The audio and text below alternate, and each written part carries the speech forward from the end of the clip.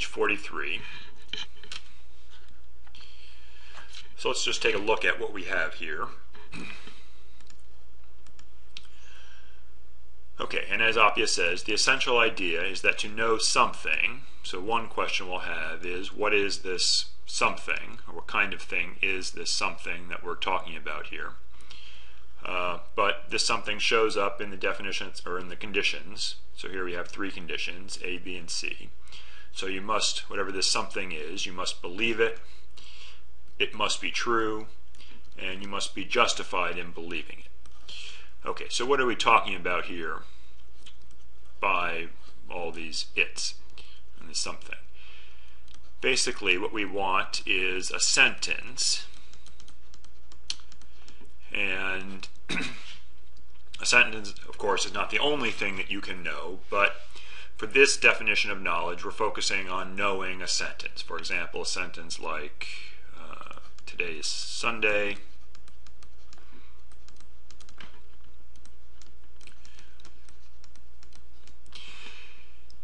Is the type of sentence that I can, well, to begin with, I believe it. It is true that I believe today is Sunday. Sentence is true. We'll just take it for granted that it is true that today is Sunday. And it also seems to be the case that I'm justified in believing that today is Sunday. So the day I've had has been the typical kind of day that I have on Sundays. If I look online or at the newspaper, it will tell me that today is Sunday. So I have some justification for my belief that today is Sunday. So consequently, since I do believe this sentence, it is true, and I'm justified in believing it, we can say that I know that today is Sunday. So we could add a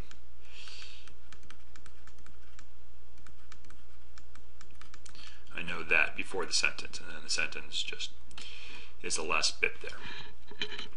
Okay, so that's the basic format that these types of definitions have. And just to point out to you, there are, of course, other things that you can know which aren't going to fit very well into this format. For instance, you know how to ride a bike, you know how to perhaps shoot a free throw or something like that. All those types of things, if you do know how to do them, it's fair to say that you know how to do them. But we wouldn't represent your knowledge in terms of sentences. In fact, you might not really be able to describe by using sentences how to ride a bike. That's simply because that kind of knowledge is a different kind of knowledge. That's a skill that you have. Here we're talking about just simply knowing sentences, and of course the events that the sentences represent. Okay, so let's look at this definition here. So let me get rid of a little bit of this. Okay, so let's look at this example. Okay, so we want to know, does Tom, the main character here, have knowledge? So the first thing we have to ask is, well, what sentence are we wondering whether or not Tom knows it? And the story here doesn't exactly say, but presumably it's going to be something like, or one obvious candidate would be Tom, or our sentence is something like,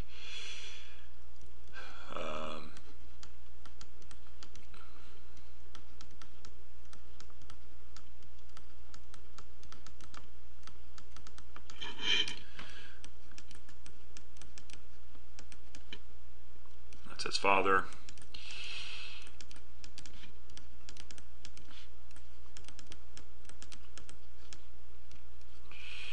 Let's see, I don't want to run off the paper here.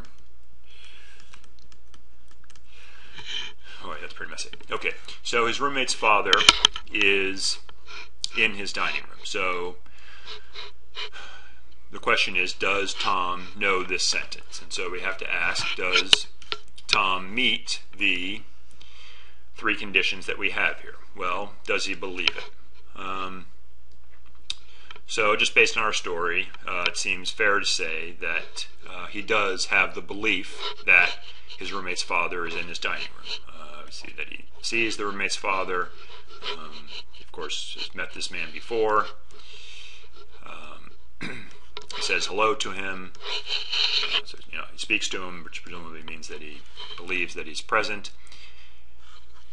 And then he goes where he goes. Okay, so yes, it's true that he has the belief. And our story also tells us just simply that it is true. That isn't something necessarily that Tom is in a position to know himself. When we talk about, so Tom has the belief. Whether or not this sentence is true is something that maybe someone with a third person perspective on the whole event can tell us. So maybe the roommate himself could confirm that yes, it is true that his father is in the house. Determining the truth isn't something we're exactly concerned with here. We'll just take it for granted that it is true. And then our last condition is Tom justified in believing that his roommate's father is in his dining room. Well, this will be actually something we'll talk about a lot in this chapter. It is discussed a lot in this chapter, whether or not Tom has justification, what kind of justification we need in order to have knowledge. But just to take sort of our everyday justification, or everyday sense of what justification is, it seems reasonable to say that he does. He sees him, he has prior knowledge of this man, the father, and he says hello. I guess it would be helpful if the father had said hello back, but nevertheless, this sort of first-person interaction is typically taken as being reasonably good justification for something. You'll see in section 2.3 that Descartes doesn't exactly agree, but just to get our example on the table, we'll say that he does have justification. So just quickly, if we were to write this out, our analysis of the knowledge.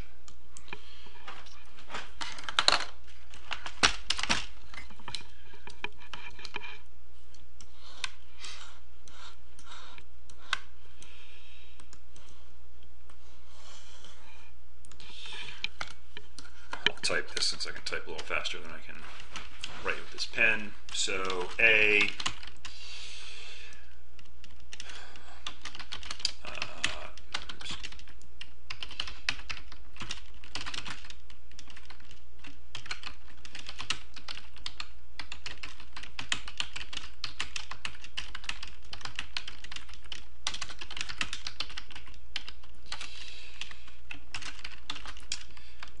condition B,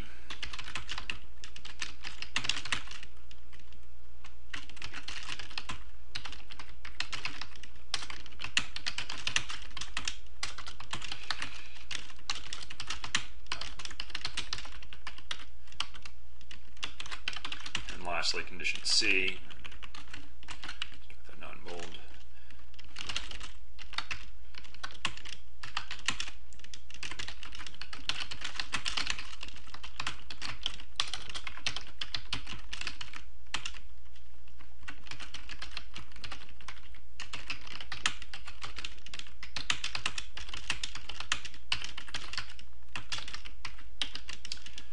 Okay, so all three conditions have been met.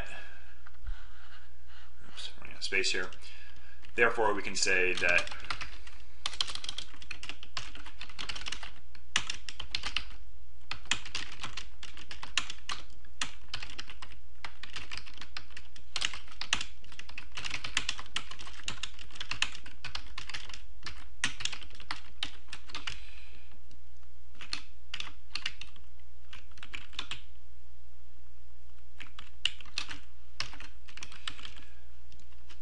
okay, and you'll just notice that the sentence that we were focusing on throughout this whole analysis, I've put in bold, and so it's really that sentence that we want to consider from all of these different perspectives.